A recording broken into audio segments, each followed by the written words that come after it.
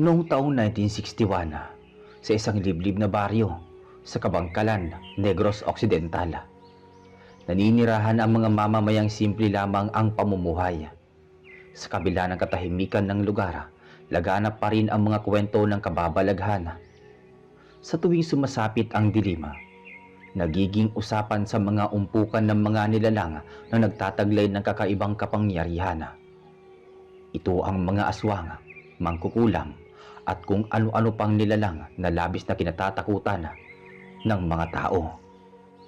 Isa sa mga nilalang na ito ay si Kalisto, isang gabunan na aswang.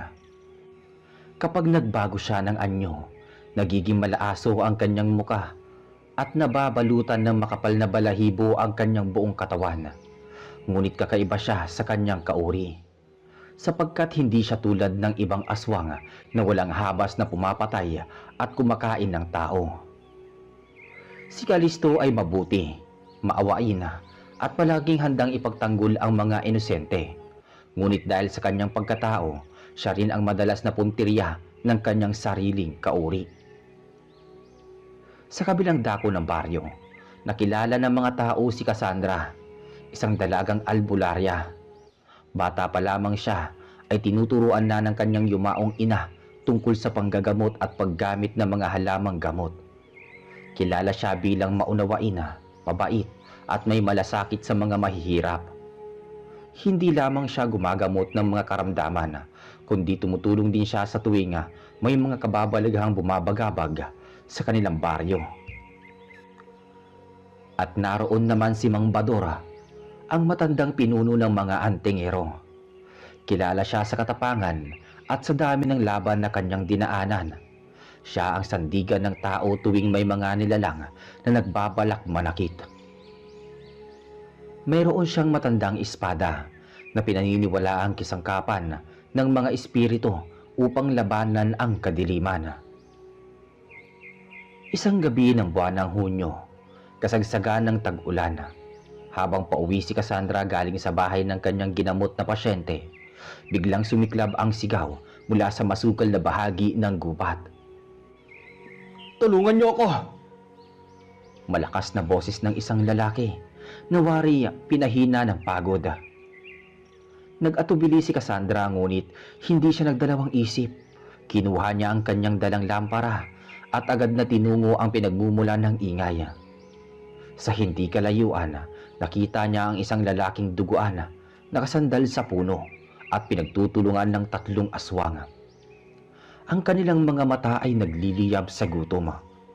Nagulat si Cassandra nang mapagtanto niya na ang lalaking iyon ay si Kalisto, ang gabunan na matagal nang napapabalita sa kanilang lugar. "Umalis kayo rito, mga halima!" sigaw ni Cassandra habang itinataas ang isang maliit na bote ng langis na pinabanal ni Mang Badora. Sandaling umatras ang 3 aswang, subalit sumugod din muli. Sa kabila ng panganib, hindi iniwan ni Cassandra si Kalisto. Inilabas niya ang isang piraso ng bawang mula sa kanyang supot at tinapon sa mga aswang. Napaatras ang mga ito dahil sa amoy. "Dalaga, bakit mo ko tinutulungan? Aswang ako!" mahinang sambit ni Kalisto habang nag-aagaw buhay. "Hindi ako tumitingin sa anyo mo. Nakita kong ikaw ay pinagtutulungan, kaya hindi ko hayaang mamatay ka na lang ng wala sa oras," sagot ni Cassandra na may tapang ngunit may halong awa. Napagtanto ng 3 aswang na hindi nila magagapi ang dalaga dahil sa dala nitong mga gamit. Nagpasya silang umurong muna. "Magbabalik kami, Kalisto. Hindi ka makakatakas sa amin." Agad na nilapitan ni Cassandra si Kalisto at ginamot ang kanyang sugat gamit ang dinikdik na dahon ng bayabas at langis na binudburan ng orasyon. Dito nagsimula ang kakaibang ugnayan ng dalawa, isang gabunan na aswang at isang albularya. Kinabukasan, nakarating kay Mang Bador ang balita tungkol sa nangyari. "Cassandra, narinig kong tinulungan mo ang isang gabunan. Hindi ba't nilalang din iyon ng kadiliman?" "Oo, Mang Bador. Ngunit hindi siya katulad ng iba. Nakita ko sa kanyang mga mata na hindi siya masama. Mahirap magtiwala sa gabunan. Ngunit kung mabuti siya, ipapakita niya yun hindi sa salita, kundi sa gawa. At lumipas ang mga araw. Paulit-ulit na nagkita sina Cassandra at Callisto. Sa umpisay upang gamutin ang sugat ng aswang. Ngunit sa kabila nito'y unti-unti nilang nadarama ang kakaibang damdamin para sa isa't isa. Si Callisto na sanay sa takot at pagkamuhi ng mga tao ay unang beses na nakaramdam ng pagtanggap. Si Cassandra naman ay unang beses na nakatagpo ng isang nilalang na kasing tapang at kasing tapat ng isang tunay na tao. Ngunit hindi naging madali ang lahat. Hindi nagtagal. Dumating ang mga gabi ng pananakot. Dumarami ang mga aswang na umaaligid sa baryo. Ang dahilan, gusto nilang mapatay si Callisto dahil sa kanyang pagtataksila sa sariling lahi. Kung hindi ka namin makukuha, Callisto, papatayin namin ang babaeng albularya na iyong iniingatan. At dito nagsimula ang matinding tunggalian, isang labanan para sa pag-ibig, para sa katarungan, at para sa buhay. Mula ng gabing iyon na iniligtas ni Cassandra si Callisto mula sa tatlong aswang, nagsimulang umikot ang kanilang buhay sa panganib at pagtatagpo. Hindi naglaho sa alaala ng dalaga ang mga mata ng gabunan na puno ng pasasalamat. Gayon din si Callisto. Hindi niya sukat akalain na may isang taong higit pa'y isang albularya na handang tumulong at tanggapin siya kahit batid nitong isa siyang nilalang na kinakatakutan ng marami. Lumipas ang mga araw. Bawat dapit hapon ay lihim na nagtutungo si Cassandra sa isang lumang kubo sa gilid ng gubat kung saan pansamantalang nanunuluyan si Callisto. Cassandra, bakit hindi ka natatakot sa akin? Alam mo na mga aswang ako, hindi ba? Nakita ko sa iyo ang hindi ko nakita sa iba mong kauri. Kung gusto mo akong saktan, sana ginawa mo na noong una pa lang. Pero pinili mong lumaban sa kanila. Doon ko napatunayan na hindi lahat ng aswang ay iisang puso. Napatitig si Callisto sa kanya. Sa unang pagkakataon matapos ang mahabang panahon ng pag-iisa, naramdaman niyang mayroong siyang kakampi. Ngunit sa baryo, kumalat ang usap-usapan na may mga nakakita kay Cassandra na palaging pumupunta sa gubat. Bakit laging wala sa baryo ang dalagang albularya? Tanong ng isang mamamayan doon na.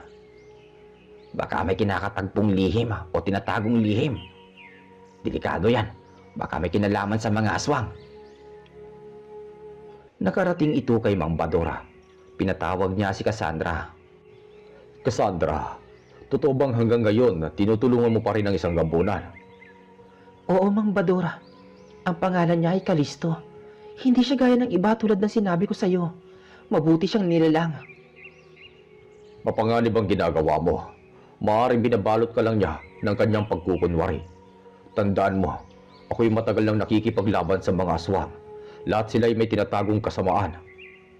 Ngunit hindi si Callisto. Hindi siya tulad ng iba. Kung nakikita niyo lang ang kanyang ginagawa para ipagtanggol ang inosente, may intindihan niyo. Bantayan mo ang sarili mo, Cassandra. Kapag napatunayan ko niloloko ka niya, ako mismo ang tatapos sa gabunang yon. Sabi ni Mang Badora. Samantala, sa kabilang bahagi ng gubat, nagtitipon ang mga aswang. Ang tatlong umatake kay Callisto ay nagbalik sa kanilang pinuno upang mag-ulat. Pinuno, tinulungan siya ng isang albularya, ang dalagang si Cassandra. Yun ang maingay na pangalan nun, doon sa baryo nila. Napataimbagang ang pinuno. Kung ganon, hindi lamang si Callisto ang ating kalaban, pati na rin ang babaeng yon. Hindi tayo papayag na pagtaksila ng isa sa atin at ipagtanggol pa ang isang tao. Kailangan silang mawala.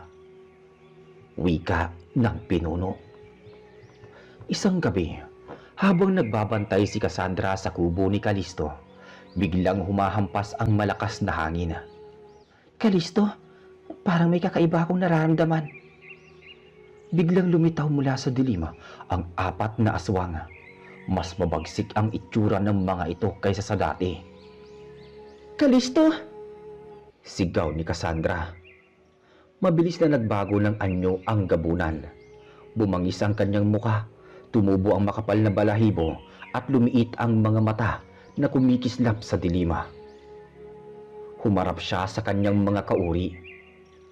Kung gusto niyong saktan si Cassandra, dadaan muna kayo sa akin. Sabi ni Kalisto sa anyong gabunan. Sumugod ang mga aswang.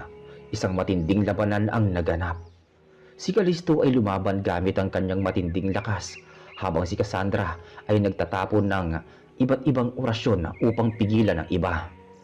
Ngunit sa dami ng kalaban, unti-unting napapaatras si Kalisto. Biglang dumating si Mambadora, dala ang kanyang matandang espada na kumikislap sa ilalim ng buwan. Mga walang hiya kayo. Hindi niyo malalamon ng mga tao hanggat ako'y nabubuhay. Sigaw nito. Sabay na sumugod si Kalisto at Mambadora laban sa mga aswang. Ang espada ng matanda ay tumatagos sa balat ng nilalang, habang ang kamao ng gabunan ay nagbabagsak ng mabibigat na suntok. Sa tulong ni Cassandra naman, nakatakas sila sa panganib.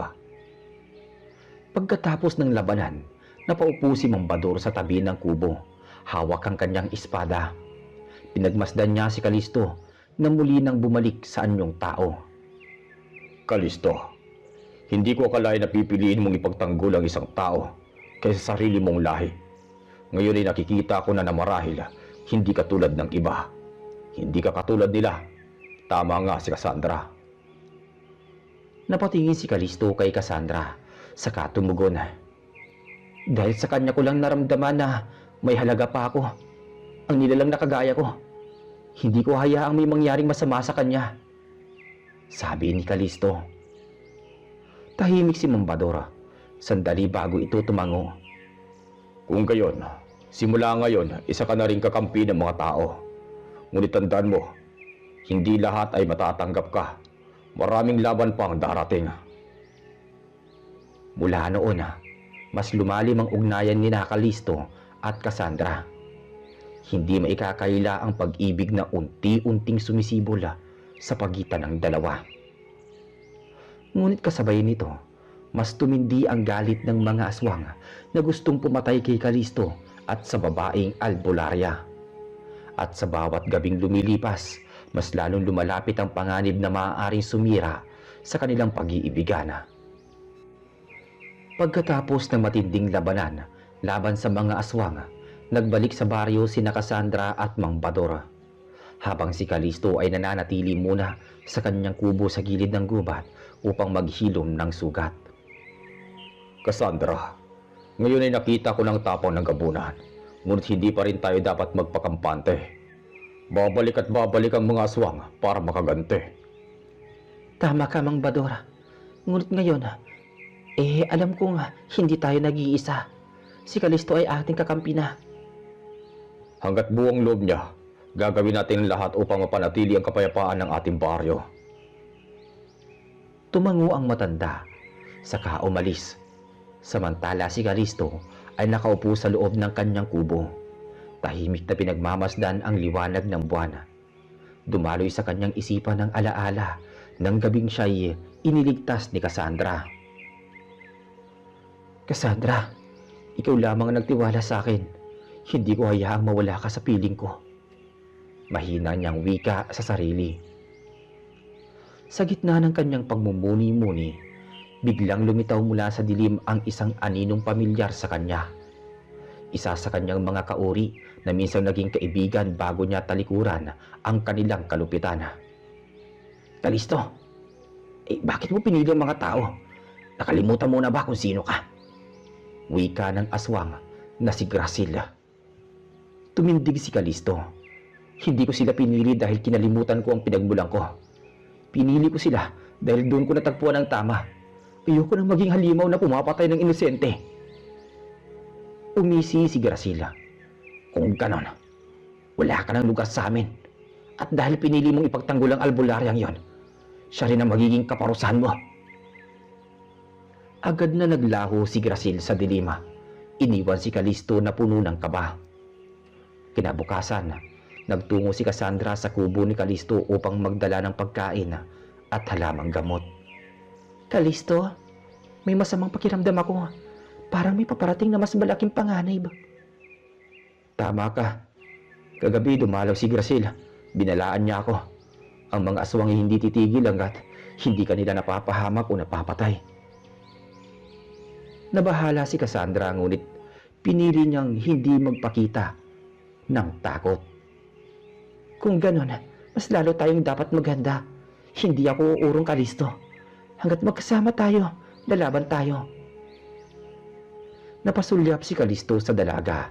Sa kanyang puso'y unti-unting namumuo ng todo ang pag-ibig dito. Samantala sa baryo, pinulong ni Mang Bador ang mga antingero. Mga kasama, lumalala ang sitwasyon. Ang mga aswang ay nagbabalak na salakayin. Hindi lamang si Kalisto, kundi pati na rin ang ating baryo. Kailangan natin maganda. Handa kami, Mang Bador! Sabay-sabay na sigaw ng mga antingero habang hawak ang kanilang mga agimat at itak. Ipinamahagi ni Mang Bador ang mga bala na binudpuran ng dasal, langis na banal at asin upang ipagtanggol ang kanilang sarili. Hindi natin sila hahayaang maghari sa takot. Tayo ang magiging harang ng liwanag laban sa dilim. Mariin niyang wika. Kinagabihan, dumating ang pinaka-aabangang sandali. Dumagungdong ang mga iyak ng mga paniki mula sa gubat. Mula sa kadiliman ay sumulpot ang maraming aswang. Pinamumunuan mismo ni Graciel. Kalisto, lumabas ka at harapin ang iyong kaparusahan! Sigaw ni Graciel mula sa taas ng puno. Mabilis na nagbago ng anyo si Kalisto. Naging malaaso ang kanyang mukha. Bumalot ang balahibo sa kanyang katawan at dumagundong ang kanyang boses. Kung ako ang hanap mo, narito ako! Nagpatianod ang hangin sa sigawan at kaguluhan. Nagsimula ang matinding labanan. Si Mang Bador at ang kanyang mga antingero ay nakapwesto sa gilid ng baryo. Pinoprotektahan ang mga kabahayan. Si Cassandra naman ay nasa tabi ni Kalisto, hawak ang kanyang mga gamit, langis at orasyon. Cassandra, manatili ka sa aking likuran. Utos ni Kalisto. Hindi kita iiwan, Kalisto. Magkasama tayong lalaban. Isa-isang sumugod ang mga aswang. Gumamit ng espada si Mang Bador at pumatay ng 3 nilalang sa isang iglap. Ang mga antingero ay nagbagsak ng mga bitag na puno ng asina at mga sibat na pinahira ng langis. Ngunit higit na matindi ang galit ni Graciel. Mabilis siyang lumapit kay Cassandra upang ito ay saktan. Ngunit agad namang nasalag ni Kalisto. Nagbanggaan ang kanilang mga lakas. Kalisto, sarili mong lahi para sa isang babae lamang. Pinagtaksilan mo kami. Hindi pagtataksil ang tawag doon. Pagpili ng tama ang ginagawa ko. Nagpatuloy ang mabagsik na laban. Halos mabuwal si Kalisto sa lakas ni Graciel. Ngunit sa bawat pagbagsak niya, nandoon si Cassandra upang sumuporta. Pinapahid niya ang langis sa sugat ng gabunan at binigkas ang mga dasal upang hindi siya lubusang bumagsak. Laban, Kalisto. Nandito ako. Sabi ni Cassandra. Naging inspirasyon ng gabunan ang dalaga. Sa huling lakas ng kanyang natipon, sinunggaban niya si Graciel at itinulak sa patalim na hawak ni Mang Bador. Sumigaw ng malakas si Graciel bago ito tuluyang bumagsak sa lupa. Tahimik ang paligid. Ang natitirang mga aswang ay nagsitakas pabalik sa gubat. Tagumpay na nakuha ng mga tao at ng gabunan ang labanang iyon. Huminga ng malalim si Kalisto at muling bumalik sa anyong tao. Si Cassandra ay agad na yumakap sa kanya. Salamat, Kalisto. Dahil sa iyo, ligtas ang lahat. Sabi ng dalagang albularya. Hindi ako lalaban para sa akin lang. Lalaban ako dahil sa iyo. Niyakap niya si Kalisto at mahina siyang bumulong. Napatitig si Cassandra sa kanyang mga mata at doon sa gitna ng dilim ng gabi, unti-unti nilang naramdaman ang init ng damdaming hindi na kayang itago. Subalit, hindi natatapos doon ang lahat sapagkat ang pagkatalo ni Gracila ay magbubunga ng mas malaking panganib. Ang pinuno ng lahat ng aswang sa kanilang lalawigan ay nagbalak na sila'y puksain ng tuluyan. At dito magsisimula ang mas malalim na laban. Isang laban para sa pag-ibig ng Gabunan at ng Albularya laban sa kapangyarihan ng kadiliman. Matapos ang pagkatalo ni Gracila at ang pagtakas ng mga natitirang aswang, sandaling nakahinga ng maluwag ang buong baryo. Ngunit sa puso ni Kalisto, alam niyang hindi pa doon natatapos ang lahat. Ang pagkawala ng kanyang dating kauri ay tiyak na makakarating sa pinuno ng mga aswang sa buong lalawigan. Habang nagtitipon ang mga tao sa gitna ng baryo, nagsalita si Mang Badora. Mga kababayan, huwag tayong magkakampante.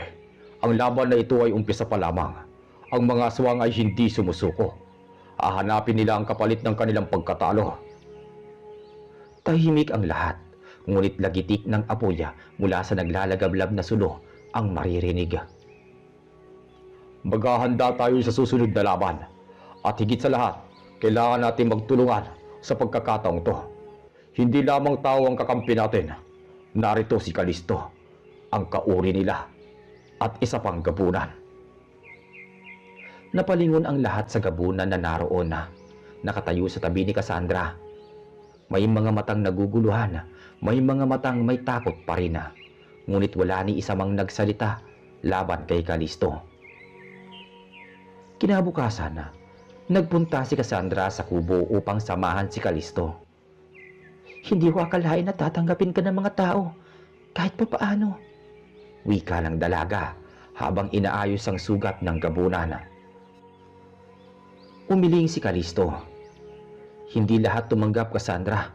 Kita ko pa rin sa kanilang mga mata ang takot at pagdududa. Pero ayos lang. Hanggat nasa tabi kita, sapat na yon. Napayuko si Cassandra. Bahagyang namula ang pisngi. Hindi ka dapat mag-isa, Kalisto. Sa kabila ng lahat, may karapatan ka ring maramdaman na kabilang ka sa amin. Samantala, sa pinakailalim ng kagubatan, sa isang yungid na natatakpan ng makapal na ugat ng puno, nagtitipon ang mas maraming nilalang ng kadiliman. Sa gitna nito ay nakaupo ang isang matandang aswang na tinatawag na si Baro, ang tunay na pinuno ng mga aswang sa buong Negros. Si Gracila ay bumagsak. Bulong ng isa. Napatay ng Gabunang si Kalisto at ang Albularya na si Cassandra. Dugtong ng isa pa. Umalingaw-ngaw ang tinig ni si Baro. Kung ganoon, hindi maliit na usapin ito. Isang Gabunang taksila at isang Albularya na nagiging dahilan ng pagkakaisa ng mga tao. Hindi natin ito hayaang lumala. Ipaghahanda natin sila ng paglilipol. Lumipas ang ilang araw ng katahimikan, ngunit para kina Cassandra at Kalisto, ito'y tila unos na naghihintay lamang ng tamang sandali.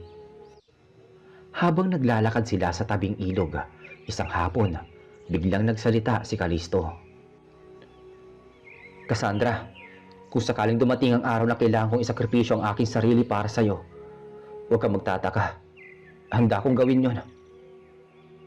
Kalisto, huwag mong sabihin yan. Walang sino man ang dapat mawala sa atin. Magkasama nating harapin ang lahat. Nagtagpo ang kanilang mga mata. Doon sa katahimikan ng paligid, lalong tumibay ang kanilang damdamin para sa isa't isa. Isang gabi, muling nakaramdam ng kakaiba si Cassandra. Kalisto, para may mga mata nakamasid sa atin. Biglang lumabas mula sa likod ng mga puno ang mahigit 10 aswang. Nangunguna sa kanila ang 2 matatangkad na nilalang na kilala bilang mga kampo ni si Baro. Kalista, haharapin mo ngayon ang hatol ng aming pinuno. Agad na nagbago ng anyo ang Gabunan, bumangis ang kanyang anyo at sa isang iglap ay sumugod siya sa dalawang aswang. Tumugon din si Cassandra, itinapon ang langis at binigkas ang mga dasal na tinuro ni Mang Badora. Ngunit dahil sa dami ng kalaban, napatras sila. Mabilis na tumakbo si Cassandra upang tawagin ang mga antingero at si Mang Badora. Mga kasama, nasa gubat si Kalisto. Napapaligiran ng mga aswang. Sigaw ng dalaga. Agad na kumilos ang grupo, dala ang kanilang mga armas at agimat. Pinangungunahan ni Mang Bador ang pagsugod. Sa gitna ng gubat, halos maubusan na ng lakas si Kalisto. Tumutulo ang dugo mula sa kanyang balikat at hita, ngunit hindi siya sumusuko. Kung buhay ko ang kailangan ninyo, akin na. Pero hindi nyo masusugatan si Cassandra. Biglang dumating si Mang Badora at ang mga antingero. Umalingaw-ngaw ang mga dasal habang humahampas ang mga sibat at espada. Kalisto, umatras ka muna. Sigaw ni Mang Badora. Ngunit tumanggi ang gabunan. Hindi. Isa ako sa dahilan kaya sila narito. Hindi ako tatakas. Sabay silang lumaban. Isang gabunan, isang albularya at ang grupo ng mga antingero laban sa mga nilalang ng kadiliman. Matapos ang matinding sagupaan, muling umatras ang mga aswang. Ngunit bago sila tuluyang maglaho, nag-iwan sila ng babala. Si Sibaro mismo ang darating upang tapusin kayo. Nalaglag sa lupa ang mga katawan ng nilalang at ilang aswang na napatay ng espada ni Mang Badora. Ngunit batid ng lahat na mas mabigat na laban pa ang nagbabadya. Kinabukasan, nagpulong sina Mang Badora, Cassandra at Kalisto. Kung totoo ang sinasabi ng aswang na yon, darating na mismo ang pinuno ng mga aswang. Si Sibaro ay hindi basta nilalang. Mahigit na 100 taon na siyang nabubuhay. Malakas, matalino, at walang habas kung pumatay. Kung gano'n, mas lalo natin kailangan maghanda. Tahimik lamang si Kalisto. Sa kanyang isip, alam niya ang pakikipagsagupa kay Sibaro ang maglalagay sa kanya sa pinakamalaking pagsubok ng kanyang buhay. Dumating ang gabing pinakamadilim. Ang buwan ay natatakpan ng makapal na ulap. Ang hangin ay malamig at tila nagdadala ng kaba. Sa gitna ng baryo, nakapwesto ang lahat ng antingero at mga kabataan na may dalang sulo. Nasa unahan si Mang Badora, nakahawak sa kanyang matandang espada. Kasama niya sina Cassandra at Kalisto noon. Darating na sila. At biglang yumanig ang lupa.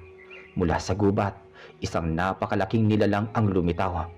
Mataas, mabalahibo at may matutulis na pangila.